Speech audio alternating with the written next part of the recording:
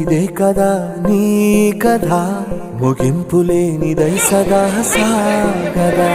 నీ కంటి రెప్పలంచున మనస్సు నిండి పొంగిన ఓ నీటి బిందువే కదా నువ్వెతుకుతున్న సంపద ఒక్కొక్క జ్ఞాపకానికి 100 ఏళ్ల ఆయువుందిగా ఇంకెన్ని ముందు వేచనో అవన్నీ వెతుకుతూ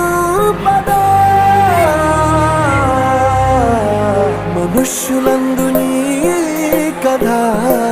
మహర్షిలాగా సాగదా మనుష్యులందు నీ కథ మహర్షిలాగా సాగదా